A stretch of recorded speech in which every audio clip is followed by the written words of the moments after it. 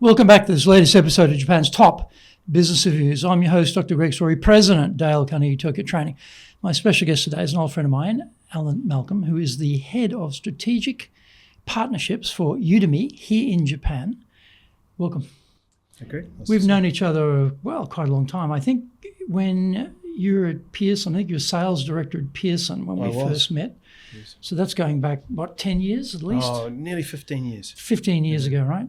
So, you've had a number of big jobs in Japan, including running Pearson in Japan. So just walk us back, how is it that you came to Japan? How is it you've had big jobs like that? What's the background?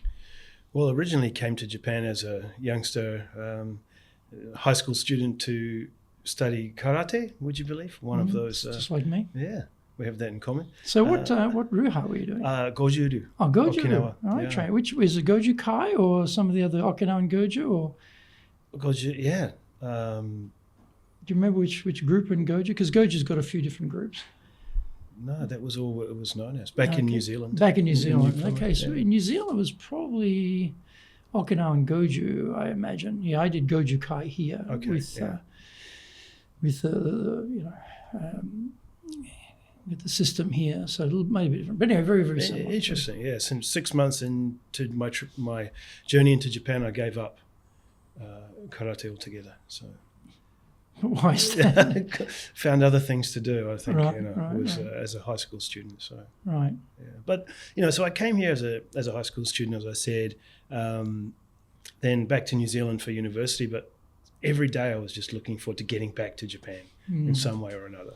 It's got that magnetic pull, hasn't it? It does. I think coming from a small town in New Zealand, particularly the neon lights, first trip in from Narita into the city, it caught me. And I think that what got me from those early days and loving Japan to being involved in business here in Tokyo had just been the people that I've met along the way. I think opportunity, again, the size potential of opportunity for people that are passionate about Japan and about people. It's just. Had you studied Japanese in school? At New briefly, very briefly, yeah. How about at uni? Did you do it as a I went subject? back and did it at university, and that was Serious. 3 years of easy credits after spending a year here in high school. So, yeah. Well, that'd be right, because most people are starting from zero. Like here's hiragana, here's katakana, here's Romaji, and he's starting from, Kore wa pen desu, and away you go, yeah. I lost a few marks for too many colloquialisms, I think, probably at university. And so how did you wind up getting back up? How did you bridge out of New Zealand back to here? When was that? So I came up on the JET program as a CIR. Feels like a long time ago. Right. And I was posted in Kyoto. Not bad. Yeah. Most people get stuck out in the middle of nowhere, right in Kyoto. I made three choices where I wanted to go, where I was back in Shizuoka in the day and where I had a couple of friends, but somehow I was placed in Kyoto. Every other CIR I met was dirty. How did you get that? I applied for that. I applied for that, And I didn't, but it turned out to be a fantastic opportunity to see Kyoto from the inside out. I'll bet. Yeah, and then what happened after that? So I was there for 3 and a bit years. I went back to New Zealand. I've tried to leave Japan many times. I've given up. I gave up about 16 years ago, but that was the first trip home. Ended up working for a Japanese company in New Zealand, Soshi Education Group, who run university schools down in New Zealand, and got my first taste of kind of the education industry. Mm-hmm. I think there was one thing in Japan, I'd never had a passion to be a teacher or an English teacher or any kind of teacher, but working in education in the pastoral care side of things was how I kind of got involved with that Japanese organization. And then from there, I had an opportunity to come back 2005, Expo in Aichi. Yeah. Really lucky to get on the New Zealand Pavilion team there.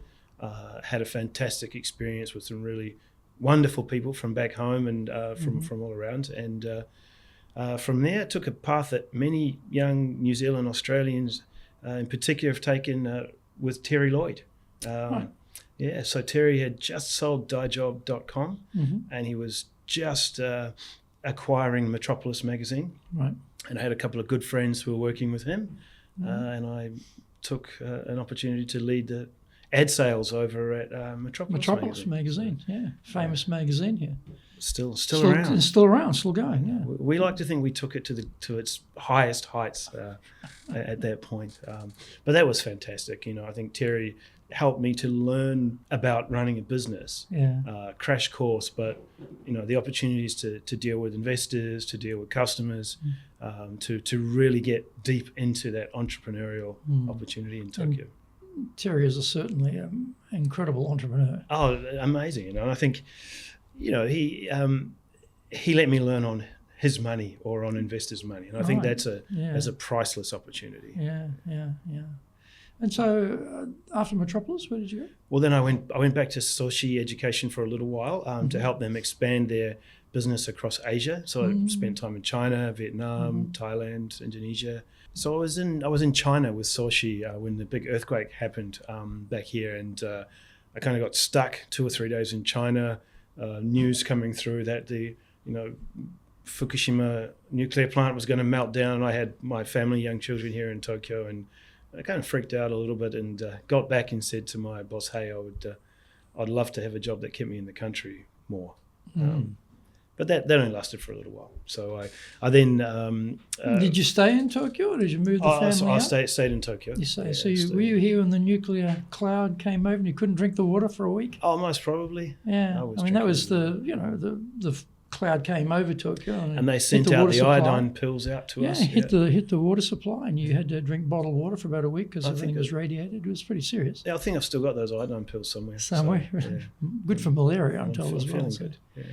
So from there, not long after that, kind of working locally in sort of global talent development through connections of Soshi, worked in a Benesse-owned company for a little bit, and from there joined Pearson. And that was, Pearson was a brand I really was passionate about, loved. Right? Huge, and I was a massive fan of the Financial Times. Yeah. That was my newspaper. And back then, obviously, Pearson owned the Financial Times. So having the opportunity to get involved with that brand was amazing. And then I joined in that solutions team to do everything outside of publishing because I wasn't a book salesperson as much as I'm not a teacher, but found a way in education. And I think that opportunity I had with Pearson, that's really built my career. I learned everything about being a leader with some of the great people I got to work with there. Some of who you've had on this show. I have, absolutely, yeah, I have. And so you were with Pearson for quite a while, and you got to become president. So, and then you left Pearson and you took on a few other roles. So let's sort of pick up the story, and then I'll come back and talk about your time in Pearson as a leader, and we'll get to the nitty-gritty of leading. So what happened after Pearson? So after Pearson, where did I go? So I actually went and worked for one of my customers, Nikkei Shimbun. Okay. So I built a partnership with them back in Pearson. When I left, they had some opportunities.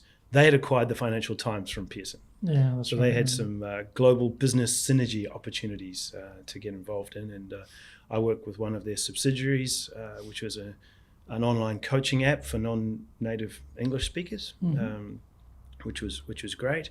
And then I was kind of doing my own thing a little bit either side of that, helping out some people who were trying to set up businesses here through COVID and what have you, and thought I would never go back into the education industry because Pearson was it for me. Nikkei was, I had a passion, I had a lot of friends there, so it was kind of just helping people out, but really enjoyable. And then Udemy kind of came along. They found you. Yeah. And then when I started listening to what they were telling about what the culture was, what the mission was, it was kind of like, got me. I'm into this. It sounds just like what I really enjoyed doing while I was at Pearson. Well, for people who don't know, just give us a quick snapshot of how the business works for Udemy.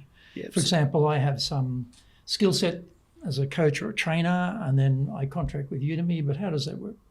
Yeah, so basically we provide a platform for anyone in the world with any expertise, knowledge that's valuable and can be shared, to provide that content online and share with learners across the world.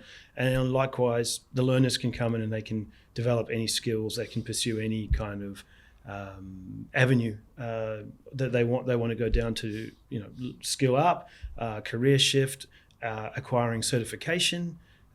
Basically anything, you name it, you can find it on our learning platform in the marketplace model. And then we have a B2C model, which is a collated kind of deeply audited, business-focused set of content, which is also created not by us, but by experts across the world. So it's a platform, basically, that connects the platform, the learner with the provider, fundamentally, right?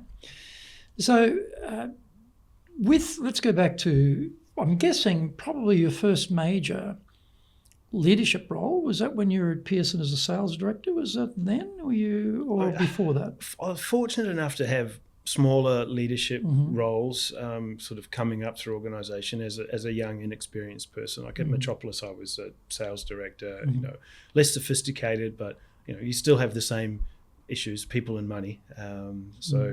But definitely when I started getting exposed to leadership as it would be referred to in a textbook was at Pearson. And was Brendan there when you joined? Yeah, he was. He hired me. Okay. Because Brendan's been on this podcast too, talking about leadership. So how was that going, from having, a little bit of exposure through Metropolis or whatever, and then, Pearson's a serious company, right? So a big company, and now you're in the corporate world as a leader. What was sort of challenging for you, did you find, leading in Japan at that time? I think that the step up of being able to manage things at a local level was somewhat of a comfort zone for me. Being able to kind of leverage my international experience was a strength, I thought. But then, as you say, stepping into that really big corporate space where the Japan business isn't the be-all and end-all. It's actually a very small piece, a rounding error in someone's Excel sheet, we were referred to once. But, having that expectation of working with people who are in the US, having investors who are asking questions about, quarterly revenue, achievement, et cetera, and then being able to translate that back to the team so that it makes sense for them within their local market, which they, knew more about than anyone else kind of in the organization. That gap between, I guess, local expectation and global expectation was an eye-opener for me. So I'm imagining Pearson was a fairly mixed group, diverse group of Japanese, non-Japanese as well. So we think about leading in Japan. For most people, that means leading a Japanese team. Were there any sort of things for you? You thought, well, I'm leading a diverse team here, and it's, the Japanese are quite distinct, or there's certain things about them, they need to be managed in a certain way, or foreigners, a little distinct group, need to be managed a certain way, or it didn't make any difference. What was your feeling about that? Yeah, so after taking on the president role in Japan, I actually expanded to run the Asia business for Pearson. So I had diversity of employee by the bucketful. Major so I think, proportions. Yeah, before I started drawing a line, I guess, Japanese versus others, I think there's some of the stereotypical kind of nuances. They're actually true. Like we all know that, we've been here a long time. But more than that, it was just motivation at an individual level. What got the US guys out of bed in the morning was totally different from what got the Japanese team out of bed. What was the difference? I mean, the classic stereotype is the Americans would have been money. Yeah. And the Japanese would have been teamwork or something.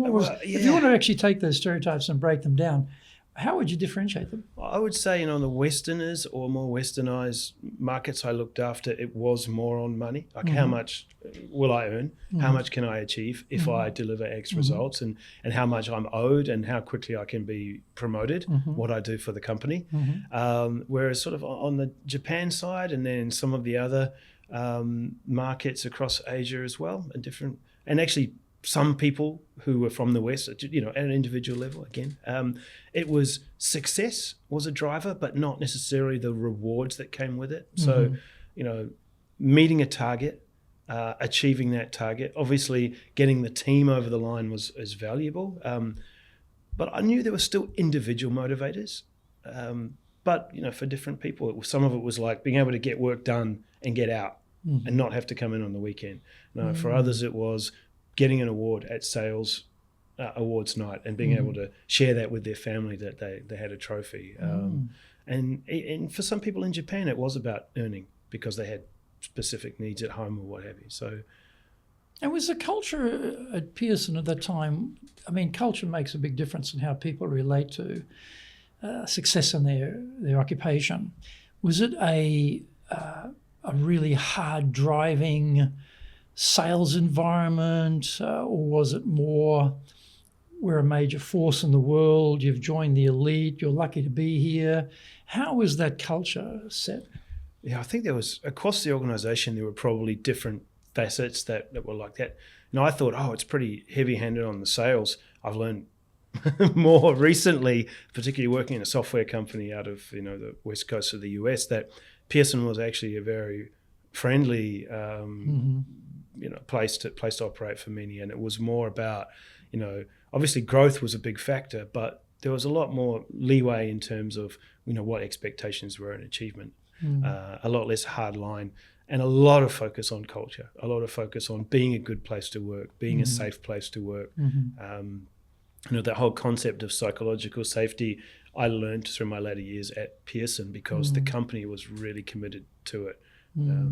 We talk about a team doing the right thing before doing the most earning thing, which was I think that encouraged people and helped create that culture there. Definitely there's a passion for growth and a real kind of expectation of high performance, but it was quite softly veiled, I think. And I'm guessing too, you went from within the organisation to take over from Brendan and become, I guess you took over from Brendan as the president, as it was an immediate step up? Or is there someone in between you? Yeah, when he left, I did take over. You did take over, right? Yeah. So obviously they had options. They could have brought someone in from outside. They could have promoted maybe, I don't know, somebody else potentially internally. But you must have been doing something right for them to look at you and say, well, we can trust this guy with our team and with our business. So what do you think was the things you were doing right there? And you talk about it from a leadership point of view, to be given that trust to take on a much bigger role. And as you say, Asia-wide, not just Japan. Yeah. I mean, Brendan done a lot of work to make the business more manageable. When he was in charge, it was much more complicated. So I did have it easy. I'll give him that shout out. But, I think trust is the word that you said there. How do you get that trust? I think that's been the key to my success in being able to step up into bigger roles, has been earning trust and letting people earn my trust. And the way I've gone about that is similar to what I said before: understanding people's individual motivations, understanding what's important to them, and understanding what's important to the business and what the expectations are from those individuals, and being able to try to bring that together in a way that the business can accept and that the individual can actually feel motivated and engaged with. There's a tension there, though, isn't there? Because you've got the reporting up line, and they've got certain expectations, and they want things happening, and you've got to drive those things. But then on the reporting down line, again, you can't be Genghis Khan and just ruthlessly beating people into the ground to squeeze out the last juice out of the stone. So there's it's a difficult position in a way to take that pressure from above and then how to translate that into motivation below and get people going. So again, that trust line is a bit of a tricky line to walk, I would think, because of those dual pressures. Yeah, definitely. And I think early in my career, I took the easy road, made the mistake of being friends, just trying to be friends with everyone. Right. And, our head office is saying this, not taking accountability. But it did help me build a good relationship with the local team. But later on in my career, at the expense of credibility or, being able to make the difficult decisions and have the tough conversations when the time came. So I learned that there was trying to think of the exact situation, probably can't share it, unfortunately, but there was a point where I realized I have to do the right thing here. I have to have a tough conversation with an individual, and that's going to impact my credibility with this person and with the team, but it's for the benefit of the business. And that's when the arrow sort of shifted back towards the middle. It was right in that middle of balance where I'd sort of erred on the side of supporting the local team. Well, I think particularly too when you come up from inside, because you're all working together as colleagues, and then suddenly one is elevated above the others to have a different role. It's a bit different if you parachute in from outside. You don't have those connections. You're the boss and this is what's going to happen. But when you're inside with each other and suddenly you're elevated, why was he elevated, not me? Yeah. And, he's not guru, I'm guru, or no one's guru. bit difficult. Yeah, definitely happened, and I think particularly when I took the Asia role, there were other internal applicants who felt exactly what you'd said then. But I guess it was kind of you had an opportunity to show them why the decision was made, and I do look at people that are parachuted in and think, hey, they have an opportunity to really stamp their authority on this, but I can reinvent myself at any moment I choose to. Is something I understood. I can say, hey, and I can explain it to people. Up until now, I've been pretty casual on this, but now there's a bit more pressure on me. Here's my situation. I'm going to have to take a look at those discount requests a little bit more deeply. Or, why don't we think, here's a chance for us to reset new management. Why don't we talk about this a little bit more detail? So trying to find constructive ways to position myself. And at the end of the day, I think one of the great leaders I work for said, we have to make a decision. We're not in a democracy. So we love everybody's input, but everybody needs to know that when there's a conflict, they can trust you to make that decision. And you have to put yourself in a position. And have to take accountability for it as well. Yeah. And so if we think about your experience, the years you've been in Japan, how many years is it altogether now, if you add it all up? I think it's 26, but I feel like I've been saying that for a while. But yeah, add it all up, I think it's 10 years or something, you're saying it's 26. But if you think about what have we found has worked well to get people engaged to follow you? Yeah, I think it's sharing about myself, probably to the point where people know too much. It's just one of my things. Like people I work with, they know about my family. They know what I do on the weekends. They know what my kids are up to. And I got 5 kids, so that's a lot of information to share. And I think that's, some people maybe not that interested in that, but you can work it out. You can see who wants to know more, and then people will kind of share more about you. And is that sharing something that is just a natural part of your personality, or is that something that you actually decided, well, I'm going to be quite open, I'm going to expose part of my personal side to people to build that bond? How does that work? It started off just talking too much, to be honest. But as I got more professional, I realized that it was something that I should be quite conscious about. You can be authentic, but if nobody notices, then there's no value with that. But if you can kind of put the real you on display a little bit more, that gives people a chance to question. Ask her, hey, Alan, why are you doing that? Why do you send your kids to that school? Why don't you send them to international school? And things that people maybe have questions about themselves. So they're showing a bit of vulnerability, not forcing it, but just putting it on stage. And the other thing is, I try to be the same person no matter where I am. So when the boss comes to town, my team don't see me all of a sudden dress differently, talk differently. So there's a high degree of consistency and predictability. Yeah. Which I think, in any culture, any work environment, last thing you want is, bipolar boss, But we see wonderful, Greg today and horrible Greg tomorrow, and so up and down, or wearing your emotions on your sleeve and, volcanic explosions of anger and sobbing with bloody pressure getting you. And I mean, that's just not going to cut it. So I think that consistency is a factor of belief, isn't it? And letting people know what expectation is. So, here's what I'll do for you. Here's what you'll get from me. And in return, I'm asking some things of you. Get comfortable with that. If we're not comfortable, let's talk it through. So I think it's that kind of holistic approach to engagement with people. And were you, I don't know, these days things have changed quite a bit, but it used to be that,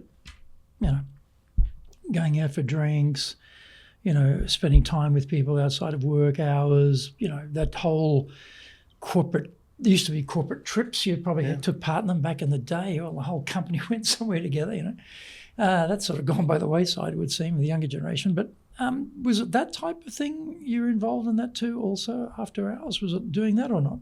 Now and then, but I think less and less because... 5 kids, it's a bit demanding, I guess. Yeah, that's one thing. And then you find that those social gatherings become a bit exclusive at times.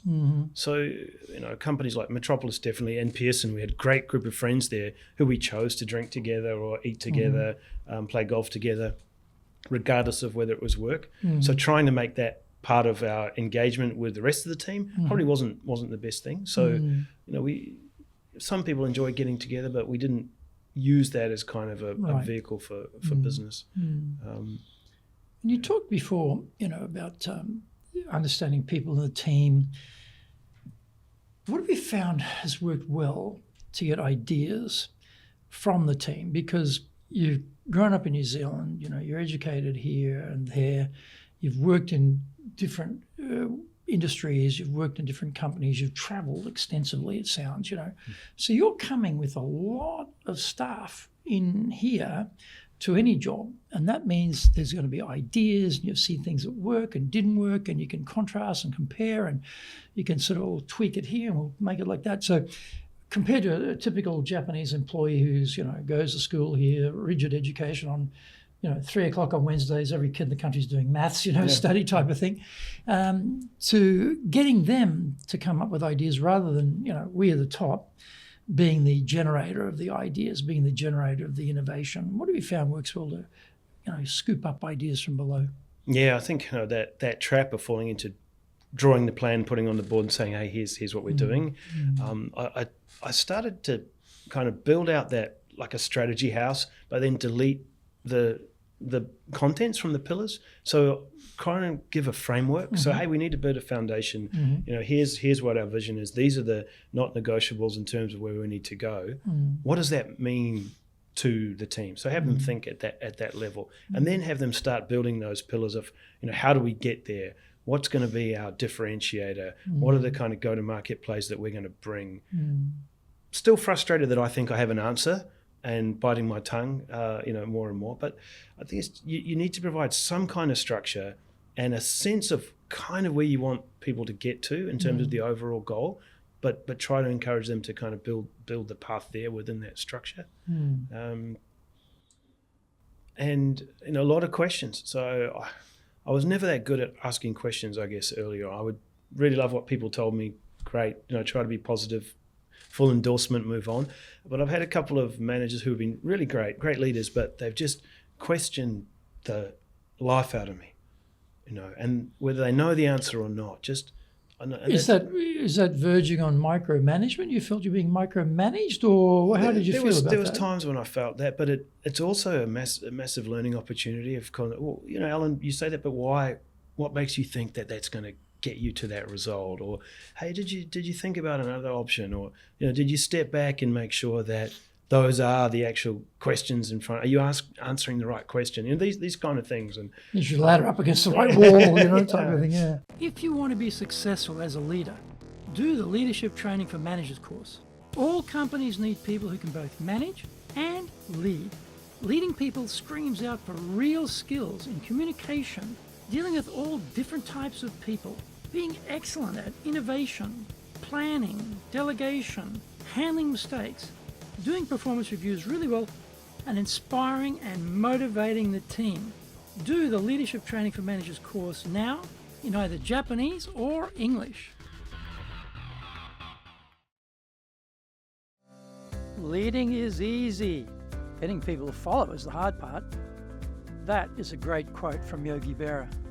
Surprisingly, despite the complexities of leading here in Japan, everyone has to work it out by themselves. Foreign leaders want practical, applicable, expert advice. This is now available for the first time in history.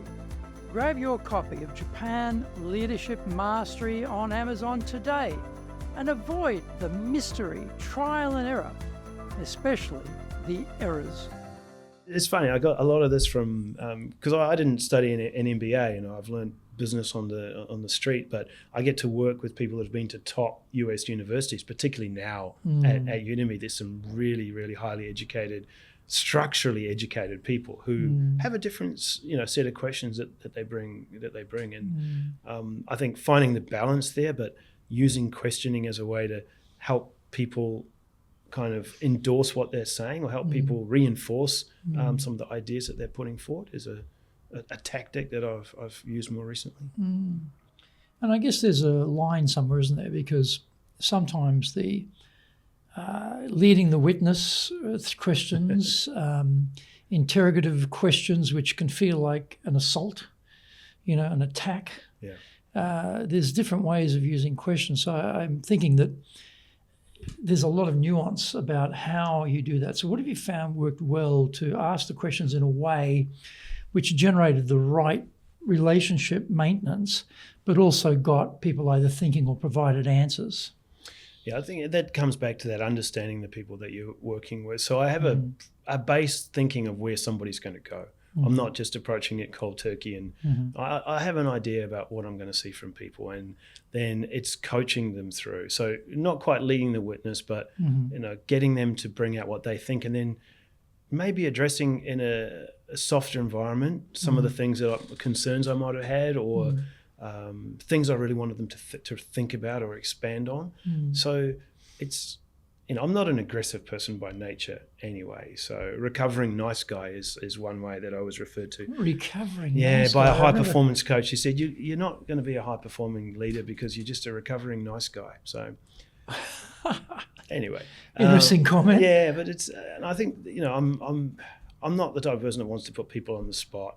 And I also do a lot of follow up with, praise in public, reprimand in private. And the same thing with coaching, because as you said, advice or questioning can feel like reprimand if it's not handled correctly. But doing that off camera, saying, hey, great input today, but how did you feel about the team's reaction when you said this? Or did you think that went down well? Or, could we try something else? Would you be open to trying something else on that? Trying to, I guess, being thoughtful about those individual interactions. We talked before about predictability, consistency, emotional control as a leader in terms of building trust with teams. And you talked about sharing, opening up the kimono and, really sharing with people. Any other things you found worked well over the years in Japan to build trust? Yeah, okay. So that whole accountability turning into something that is transparent, sharing my goals, basically sharing my targets. What rolls down, I share to my team. I cascade. So this is the expectation that's coming to me. Whether it's wild and over aspirational, or whether it's something fair. I think I want people to understand what I'm going to be feeling, what pressures I'm going to be under, or what kind of opportunities that I have. And in turn, what I roll down to them in terms of expectation, the sum of all that in everybody's eyes will meet up to where I'm trying to go. So, it's a collective, but everybody has their position to play in this. And I want to be kind of really open about that. I also like to share feedback that I get. So from my leaders, if they say, hey, Alan, we need you to be a little bit more aggressive on this, or hey, why don't you do this with your team, or we've had some feedback about you on some kind of behavior, I'd love to share that with my team and say, hey, I've got this. Here's something that I'm going to be working on to improve, and I'd love to have you all feedback on how you think I'm doing with that. That's very open. I mean, for a lot of people, when they get the 360 back, or they get the staff engagement scores back, or some evaluation back, there's a lot of unpleasant comments in there, or you think this is mortifying, or this is unfair, or what are they talking about? They have no idea what they're talking about. It's very hard to be that open and be that vulnerable. So that's, for me, is interesting. How are you able to be that vulnerable? Well, I think it's, I've developed more of an ego recently as I'm getting older, but I didn't when I was younger have such an ego. But I think what it's been is a tool for me to really be able to use vulnerability as a way to get trust faster. So I wouldn't say I'm kind of pushing it like, poor Alan, he needs everyone to feel sorry for him, but just that the reality. And then actually, sometimes when I've had feedback, it's hurt, just like you've said, but it's a mechanism of dealing with it, is making it part of day to day. And if I can do that, then when my team get tough feedback from myself or from their managers, it could be an example to them. Hey, take it in your stride. Look, Alan's had some tough feedback. He's dealing with it. He's still getting up in the morning. Let's rally. There's a line there, though, isn't there? Because the tough feedback, opening it up, showing vulnerability. For a lot of people, they feel, oh, if I do that, I won't be respected as a leader. My status, my leader status will be diminished. It'll be harder now for me to get people to do what I say because they will think I'm weak. So what do you think about when you hear that type of reaction to being authentic, vulnerable, open? There's a thought process around that's for some people. Yep. Well, I can't go there. How do you deal with that? Yeah, it's the balance, right? And when there's that opportunity, like I was talking about earlier, to make a decision and make a clear decision where there was perhaps some uncertainty, that's where you kind of earn back that, the power points. I mean, not that we're keeping score, but it has to be that, you are authentic, you bring your whole self to work, you're vulnerable, but you're also capable. And when there's an opportunity, someone needs to do something, you've got to show that you're able to do that. I love that. I think originally it was Jeff Bezos had that theory of disagree and commit. And I run that. Our former CEO, John Fallon at Pearson, also used that quite openly with us, and I've adopted it. That we can have an open conversation, and I would love to get all your feelings, and I can sympathise and I can understand, and you might be able to change my opinion on something because. Like my current boss says, strong opinions softly held or weakly held, which I think is great. Like, I think I'm right, but if you can sway me, we can all move together. But in this disagree and commit, it's when there's a decision to be made. If I'm the ultimate leader or ultimately accountable, I will make that decision based on the conversations we've had. And I need you all to say, regardless of whether that was your opinion or you agreed, that you're going to come with me on that journey, and we're going to do it. And that's been great because it's helped people. They know that if I make a call, my expectation is that they deliver with me, but they can still talk about it. They can still say they were unhappy about it. It's not I told you so, because sometimes I'll fail. Sometimes I've made the wrong decision, but we just openly have that conversation. Is that a type of Japanese nemawashi sort of thing, do you think? Because in the nemawashi process, that groundwork process, people's opinions are being sought before the final decision is approved, so everyone has input.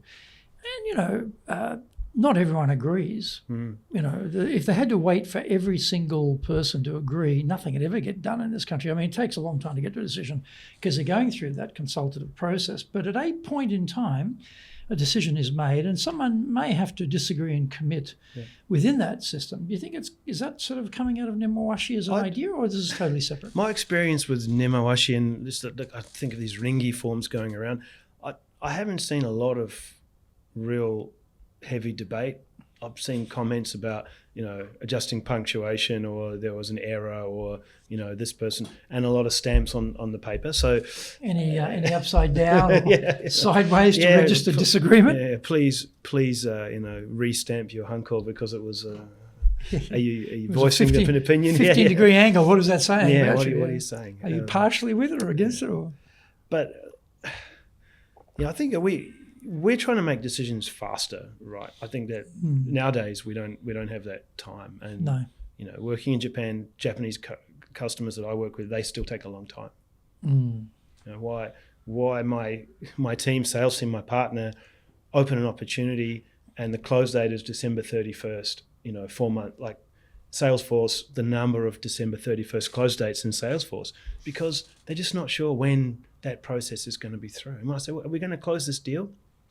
Yeah, it's done. We've been told. The customer, the CEO has confirmed it. What we're just waiting for the process to go through. But there's some similarities in that. But again, it's not a democracy. And if things are going off the rails, that's another role. A leader, make decisions and train the next generation. That's basically the two key roles that I think I have. So it's not like I want to hear everybody's opinion. I'm open to.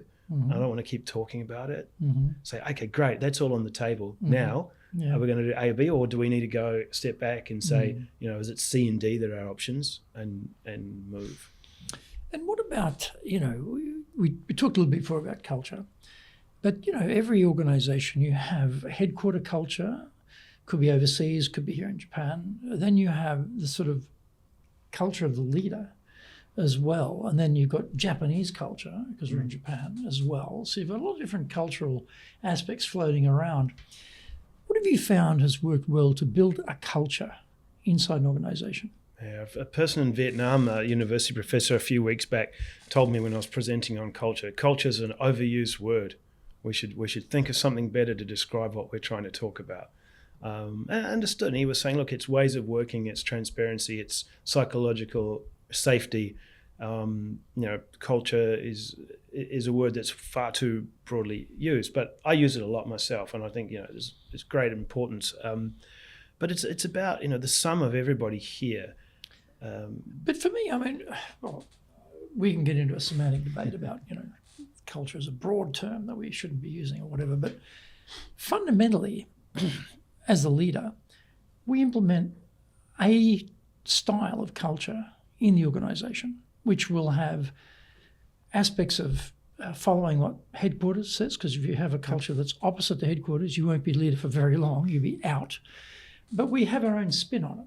Like we have our nuances that we apply within that broad overview culture, that sort of umbrella culture, and then down to how we actually take that, make it for Japan, particularly in a foreign organisation, and then how we interpret that to the team. So that's probably more what I'm thinking, rather than an academic qualification of what the word culture actually but means. I think you pretty much described how to approach that culture. So ultimately, there's a goal that you need to get to, right? Mm-hmm. That's a financial goal in most cases that the company's trying to deliver, or an aspirational goal around growing the brand in the market. And then there's going to be some specific ground rules around how you can get there. You have products, you have opportunities, you have guidelines and guardrails to work in, and then you have the team, which, in terms of skill set, that you need to recruit to build that and meet that. So the culture that you create there is how do we create an environment that allows the resources that we have, people, finance, etc., within the guardrails that we have, to deliver against our goals, but also make it a place that it's going to be sustainable, that we're going to continue to have this talent wanting to work with us. So it can be different. Like some people want to operate with less interaction. Some people in the past in organizations have complained that there's too much fun and games, too many. Interesting. Yeah. I mean, I've changed. I know I've changed in terms of I used to be a much more demanding, ambitious, driving leader when I was younger. And I don't know I think maybe when I joined Dale Carnegie, that's probably, it was 2010. So probably from that point on, things started to change. And I think just the culture of the organisation, because they're using how to win friends and influence people is like the Bible, and human relations is very core to the whole culture of the organisation. And I think that, when you're teaching that stuff, it has a reverse educative effect, because you're actually absorbing what you're teaching, because you've got to actually internalise it, to actually explain it to somebody else. And so it gets inside you. And I had a personal assistant who had worked for me when I was in the Australian Embassy. And then she went off and had a couple of boys, and then sort of had an 8-year break. And then we'd sort of kept in touch through Nengajo. And then it turned out that she was back in the market. I said, hey, listen, come over here. I need some help, And she joined me. And she didn't tell me, but I heard secondhand that she said, oh, he's changed. He's changed. In that 8-year period, better, he's changed, And I think she's probably right. So I think there's also that aspect that, we can have a different, maybe as a progression in our careers, age and stage, what's important to us, how much we've learned, again, what's the situation with the people, with the business, with the industry, with the market. All these things can have impact on how we think about what's got to happen. If someone rang you up and said, hey, Alan, I've gotten this big job. I'm going to be sent to Japan to run the organisation. You've been there for 26 years. How can I be an effective leader in Japan? What advice would you give them? Yeah, get to know your people. Really. So I advise some Japanese executives who were setting up operations abroad. I gave them the same advice. You know, eat lunch with your team members on the factory floor. Don't go to the Japanese restaurant every day with your other Japanese colleagues. Don't spend all your weekends playing golf with your Japanese friends, or fly back to Japan on the weekends. You know, engage, because I mean, Japan's so different. How many times have we used that excuse in our careers to, you know, feed back to HQ? But I don't know, I've been here for too long, but it's not that different at the end of the day. People are not different. The combinations of people, the organizations, societies, potentially, and conventions are slightly different. But ultimately, if you connect at a human level, then you can really piece together, well, you know, what kind of culture is going to work best in here? How, you know, what kind of structure do I need to put around people? Or do I need a little bit less structure here? Generally, you're going to need a little bit more structure to start with, at least. But I think that don't come here. Don't read a book on how to do business in Japan. Well, some books, obviously. Well, if you're going to read a book, read mine. Yeah, I was going to say, you know, Japan Business Mastery, folks. That's the one to get. Don't worry about that other stuff. Actually, that other stuff is out of date. You know, I wrote that book because when I was producing my first book on Japan Sales Mastery, I realized in the process that, wow, okay, Japan's been sort of forgotten. And the Japanese negotiator was 30 years ago, this book was written, 35 now, maybe more, it was the book. And there'd been nothing since then. I was sort of quite shocked, you know. And so I wrote that book because there was a bit of a dearth of information. I thought it's not a massively long book, but it sort of covers a broad spectrum of things to know about in business in Japan to fill that gap, because I think everyone was focused on China and forgot about Japan. But but well, yes, in some corners of the country, that 30-year-old knowledge still works, you know, in some context. But if you're coming out to lead a team of, you know, these are going to be different generation of Japanese people with different The facts was big when he wrote the book. There you go. But yeah, well, I think it's, don't, you know, I had a C-class executive in the US, a friend of a friend, who contacted me and said, you know, how should I pass my meishi, or, you know, when should I bow? I need to know all these things because I'm meeting some top flight executive. I said, no matter what you do, it's going to be fine. The expectations on your meishi handover performance are pretty low. Actually, it's minus. It's less than whatever you do, it's going to be great. It could be a conversation starter, but no, don't get caught up on all of that Japan is so difficult stuff. But then I know you're talking a bit more kind of, you know, down in the details. Well, actually, I didn't do anything on the Meishi because there's a ton of videos on that stuff. Well, I'll tell you a funny story. I was in Sydney as an Australian client company I was visiting, and you know, the old survival struggle for meeting rooms. And I was in a particular meeting room, and this woman came in. I had no idea who she was. She's in the wrong room. But you imagine this long table. She's at the door. I'm at one end. The Meishi, like a ninja shuriken. She threw it right across the table to me.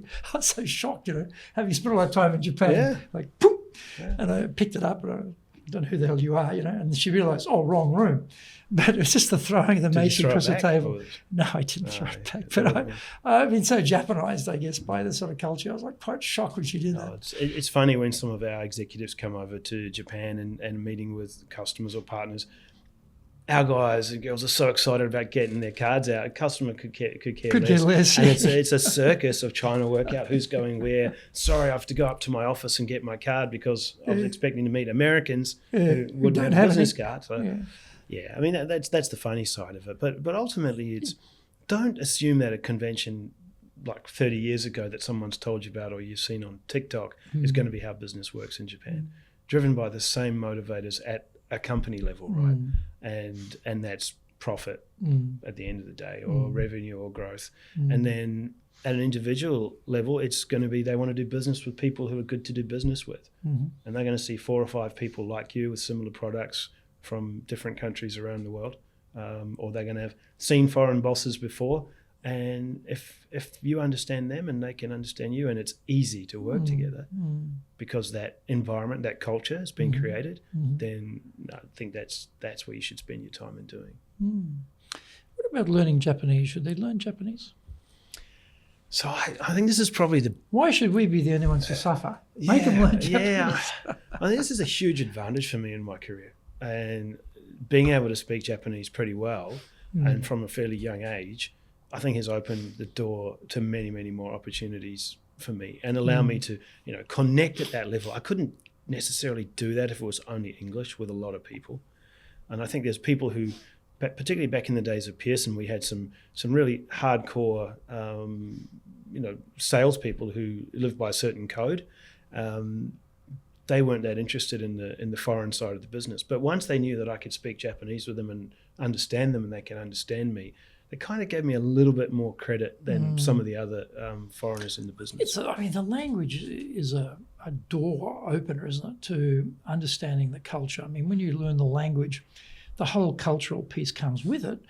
And so it gives you insight from a particular angle on how things work here. And I think that insight, that appreciation makes you a better partner, better listener, better colleague, better boss, better, client, it shows better, that you're interested. Salesperson, It shows that you're, so I don't speak Chinese very well. I speak basic Mandarin, Cantonese, and I'm doing a lot of business in China. But when I understand, so I can understand some of a business conversation. I don't necessarily speak back in Chinese, but I'll respond in English.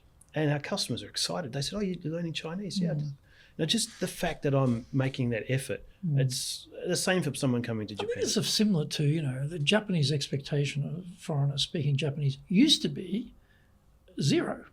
But over the last 20, 30 years, we've got so many so-called talented people, people on TV or whatever, who are foreigners who speak just unbelievably good Japanese. And also they're meeting more and more foreigners who've been educated outside of Japan or being educated here who speak good Japanese. So I think in a way, the Japanese expectations have gone up, but maybe China is still like Japan was. So like we had high impact presentations here the other day, and there was a young woman in the class, and she had a name badge in Chinese. So I studied Chinese at university. So I pronounced her name correctly. She was taken aback, really taken aback, because no one would do that normally. Again, a bit surprising. I mean, it didn't make a big difference of anything particularly, but there is that little bit of low threshold of expectation. So if you could say something, that helps. I think also in Japan, Japan's quite proud of its culture, and I think it's a bit of a nod to, well, I respect your culture. I'm learning parts of your language. I'm doing my best here. I'll never maybe be able to read it with kanji because that's a serious academic study to learn how to read, because you meet foreigners who can speak but can't read. Maybe hiragana, katakana, but you start getting into kanji, they're lost because that's a big deal.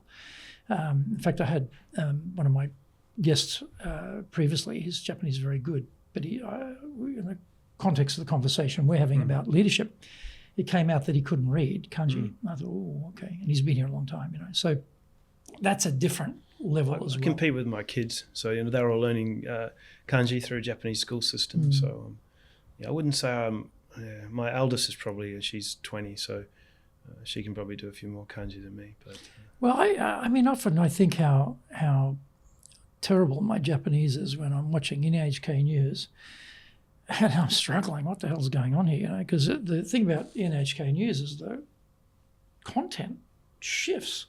And so whole language groups shift and vocab shifts quite quickly. And sometimes I can understand it, sometimes I can't. I think, geez, I've been here a long time. I can't even understand the damn NHK News. But then I've been watching the Tiger drama, which we usually watch that every year. And that's been particularly difficult because it's sort of, around the year 1000 and they're speaking in that very old style. And I put on the jimaku on the screen because it's easier for me to read it, to try and get some sense of what the hell they're saying, because it's hard to catch it. But anyway, we digress. But what other things should they think about in terms of, being successful in Japan as a leader?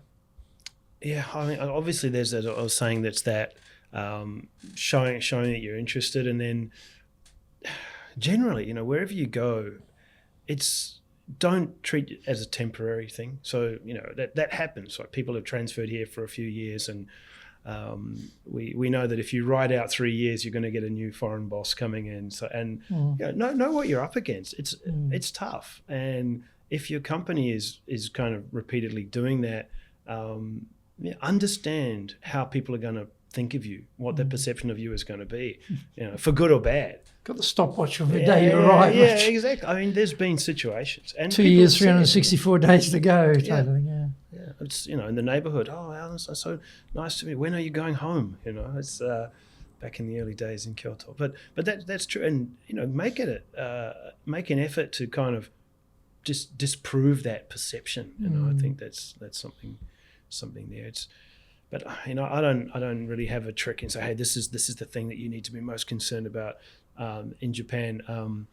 As a leader, I think the whole servant leadership here is a big thing. You can really make a difference by making your own photocopies, making someone else's photocopy, pouring a tea for someone. I don't think that you're going to.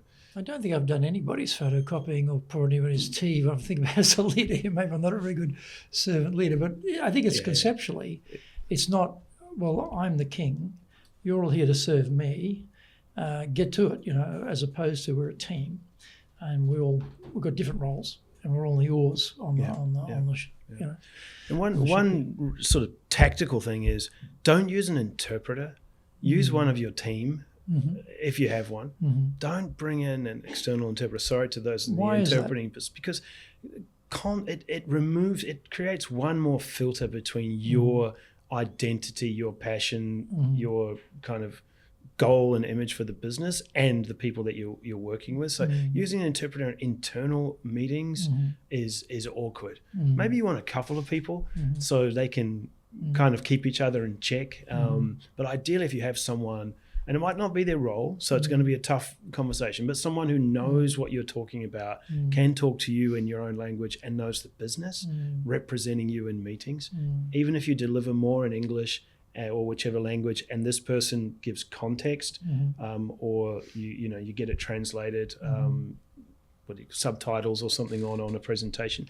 I think that the authenticity and kind of the retaining ownership of message, I see a lot of people using interpreters for internal business meetings, and I feel I don't want to discriminate against people that don't speak Japanese, because I said it's a huge advantage, but keeping it closer to home, I think, is really going to help build that relationship. What about your definition of leadership? How would you define leadership? Well, those two things, right? Making decisions and developing people. Those are kind of the two main goals. But it's about creating a mechanism, a motion, using all the resources that you have available to get the entire team to where they need to go. And that ultimate goal, North Star, as they call it, is whatever that the goal of the business is, like hitting our revenue this year or hitting our profit projection for this year. So that leader is driving the sleigh or building the road, whichever way you want to look at it. Not necessarily doing every single thing that's there, but ensuring that everybody is set up with the right opportunity, the right resources, and the right direction to be able to come along on that trip. Thinking about, you've been working a long time now. You've had a number of different major roles in different industries, companies, etc., countries. Any particular habits you've built up which have served you well personally? So always, if you ever hear anything about somebody, like their birthday or anything like that, write it down in your diary, put it in your calendar. If there's an important date coming up for someone on your team. December 20. There you go. I won't forget that. It's the same date as my brother. So, yeah. But just, or, if someone says, hey, I want to go and see a baseball game one day or whatever, like taking notes of these kind of things and putting a note in my calendar and saying, when it gets to baseball season, if, Tanaka-san's on target, get her a couple of tickets for the baseball, or just, that's a poor example, but, making note of things. But it's being tuned up and observant, and also keeping a record, as opposed to, I'll just remember that. Yeah. I used to just remember it, but recently remember it, right? There's so many stuff. I learned this trick because my wife, she's not really into brands and all that kind of thing. So every year I was like, what do I get her for Christmas? So I just watch whenever she stops in front of an item in a shop or at a shop window. I'll take a snapshot and I'll save it in my calendar closer to December. Her birthday's in January, so I can do Christmas. And but I thought, well, that was cool, and I've just started doing a bit more with different things, business partners as well, things that you get to know about them. And making that everything a little bit personal, but in a comfortable way, I think has been good. And then, the other thing when we're talking about opening up and sharing, and when people don't like that, so making sure you make it clear, I choose to do it this way. You don't have to. And I think for a while at Pearson, we were writing on our emails during COVID, I choose to work these hours. I don't expect you to. So just because you get an email from me now doesn't mean you need to respond immediately. Kind of work on your own time. So that kind of thing is like, hey, here's what I do, but I don't expect you all to be like that. What about resilience? We have recessions, we have COVID, we have earthquakes, we have all manner of things. And then there's what happens at home, which everyone has. So exactly, So what have you found has helped you to be resilient in the face of hard times? Once when I think I had a really tough time, a lot of things weren't going well personally and at work. I just kind of looked at how lucky I am. Be thankful. And I think a lot of people have been doing this recently. Be thankful for where you are. I took a little bit more kind of dark view on it. It's like I have a long way to fall before I need to start thinking about, one, leaving Japan, moving back to New Zealand. I would have to fall stories and stories and stories, no pun intended, to get to that point. It's ironic because every day we go through vision, mission, values. We have a whole sheet of things we go through, and we always take one of Dale Carnegie's 30 human relations principles and 30 stress management principles, and we do a 60-day cycle. Today's was count your blessings, not your troubles. There you go. Exactly what you're talking about. Exactly the same idea. Yeah. So look at the big picture here. Yeah. I think that's totally it. And there's always going to be something going on. It's that I've always you pick up $100 on the street and you get to your car and you got a $99 parking ticket or $101 parking. It's all going to be there or thereabouts. Yeah. Well, Alan, thank you. Thanks, Greg. We have been trying to do this chat for a long time, but we finally managed it, which I'm very happy about. So thank you for joining. And yes, please join us again for our next episode of Japan's top business interviews.